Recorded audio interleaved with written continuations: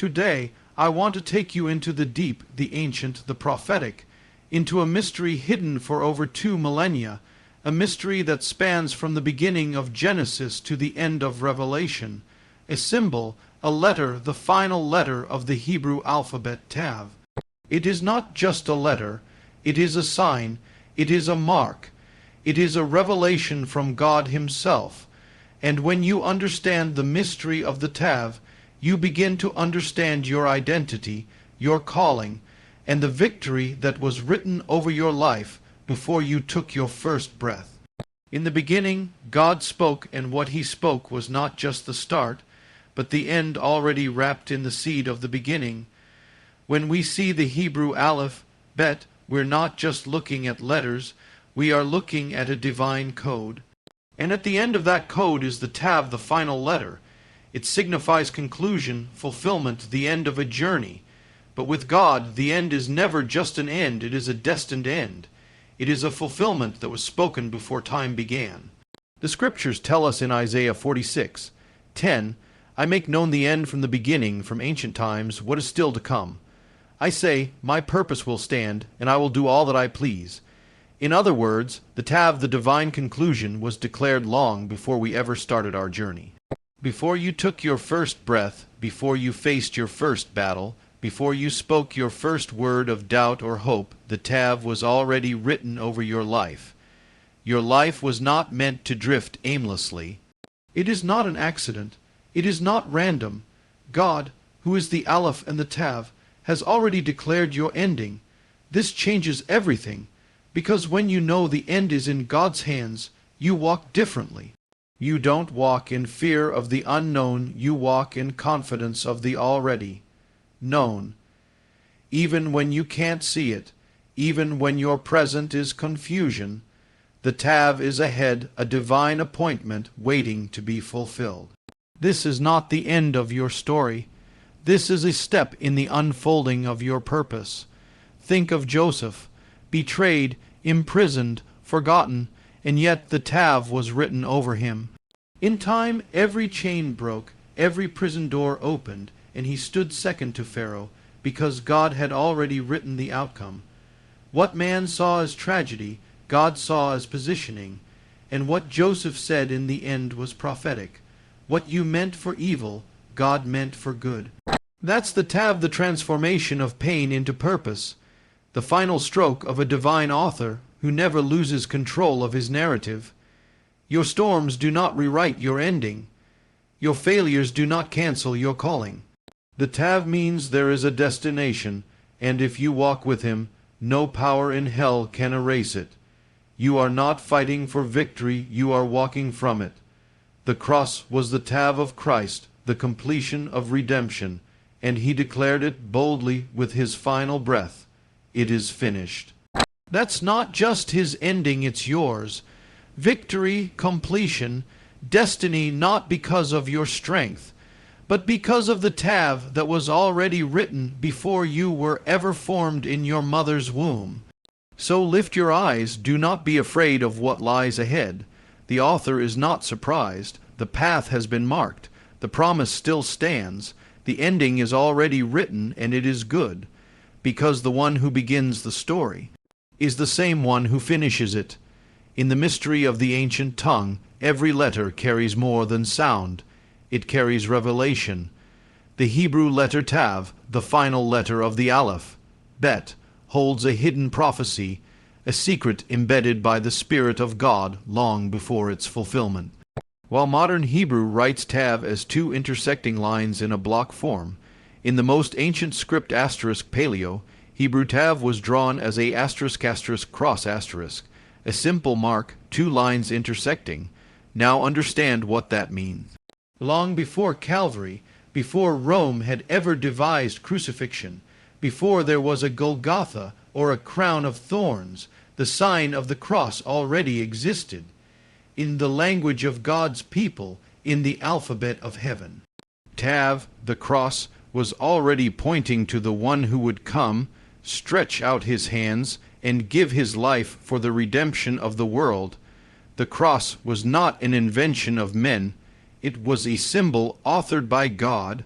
This is no coincidence. It is a divine fingerprint. In Ezekiel 9, the Lord gives a vision. He commands an angelic being to go through Jerusalem and mark the foreheads of those who weep over its sin. The Hebrew word used for mark in this passage is the word tav. But in that time, that mark was not an abstract symbol. It was drawn as a cross. Those who mourned for righteousness were literally marked with the sign of the cross centuries before Messiah would bear it on his back. Can you see it? In Egypt, God told his people to take the blood of the lamb and smear it on their doorposts, vertically and horizontally, a cross of blood protecting the house from judgment. In the wilderness, when Moses raised the bronze serpent on a wooden pole for healing, it was a foreshadow of the cross lifted up for the healing of the nations. In every act, every symbol, God was pointing toward the fulfillment of the tav, the cross of Messiah. And what is the cross? It is the meeting place of heaven and earth, the intersection of justice and mercy, the place where the sin of man meets the love of God. It is not a defeat, but a divine seal. When Yeshua cried out, "It is finished," he was declaring the tav, the final letter, the fulfillment, the mark. So what does that mean for you? It means that the cross was not an afterthought. Your salvation was not God's plan B. It was planned, purposed, and prophesied from the beginning. When you see the tav, you see a love that was written into the foundation of creation, a sacrifice preordained, a Messiah foreseen. You are not marked by the opinions of this world, by your past mistakes, or by your fears. You are marked by the tav, marked by the cross. That mark is not visible to the natural eye, but in the spirit it shines with glory. The enemy sees it. Hell recognizes it. It is your seal, your protection, your identity. This is why Paul said, "I have been crucified with Christ, and I no longer live, but Christ lives in me." He was bearing the tav in his soul. The old had passed away. A new identity was born through the mystery of the cross. And the same is true for you. So when the accuser comes to remind you of who you were, remind him of the tav. When shame rises to drown out your destiny, stand firm in the shadow of the cross. The tav is not just an ending. It is the beginning of life eternal. A promise sealed in blood, a love written not with ink but with nails. From ancient scripts to your present moment, the sign has not changed. The tav still speaks, the cross still stands, and you, child of God, are marked forever.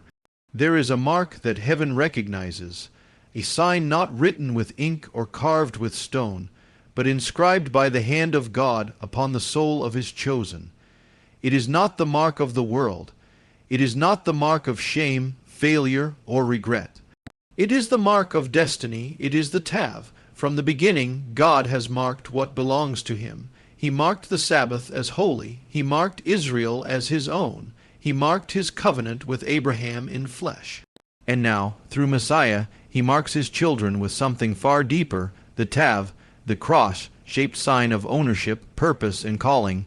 In the book of Revelation, John sees a vision of those who are sealed on their foreheads. It is a seal of protection, a sign of divine identity. They are not ordinary, they are not lost, they are marked. That mark is the tav, the same sign God commanded to be placed on the foreheads of the righteous in Ezekiel's vision, those who mourned the corruption of the city, those who longed for holiness, and that same mark spiritually is upon you. You are marked for something greater than survival. You are marked for purpose, for destiny. That doesn't mean your path will be easy often. It's the marked ones who face the greatest battles. Joseph was marked with dreams and thrown into a pit. David was anointed as king and then hunted like a criminal. Esther was chosen for royalty but faced the annihilation of her people. Yet the mark remained and the calling stood, and in time the destiny was fulfilled. So it is with you. You may not see it yet. You may feel lost, disqualified, forgotten. But feelings are not the measure of truth. The tav is not based on your emotions. It is based on the word of the living God. He chose you, he called you, and he marked you, not because of your perfection, but because of his love. The enemy sees that mark. He doesn't fear your talent or your intellect. He fears your identity. Because when you realize you're marked, you stop settling, you stop bowing to fear, you start walking in authority, you start living as one appointed by God for such a time as this. You become dangerous to darkness. The tav on your life means your destiny is not random. Your steps are ordered. Your battles are not in vain. Every delay has purpose. Every closed door is divine redirection. You are being shaped, prepared, positioned. The potter never forgets the design of the vessel. You may feel like a work in progress, but heaven sees a masterpiece in motion. And here is the beauty of the tav. It is not earned. It is received. You don't earn the mark of God by striving. You receive it by surrender. Yes, you bore the tav on his body so you could carry it in your soul. He was wounded so you could be sealed. He bore the scars so you could bear the purpose. You are not who the world says you are. You are not the sum of your failures. You are not forgotten. You are chosen. You are redeemed. You are sealed with a purpose that stretches into eternity. So lift your head. Walk with intention. When the voices of doubt speak, remind yourself, I am marked. When the path seems uncertain, say aloud, I am marked.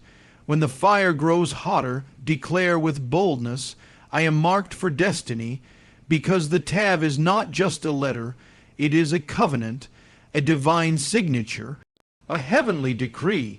And if God has marked you, then no man, no devil, no failure, and no circumstance can unmark you. You are marked. You are his, and your destiny is sure. Beloved, the tav is not just a letter, it is a calling, a sign, a destiny. You are not wandering without direction. You are being led from Aleph to Tav, from chaos to calling, from brokenness to blessing. Walk in it, speak it, live marked, because the mystery of the Tav is not just a revelation, it's your reality. Amen, Selah.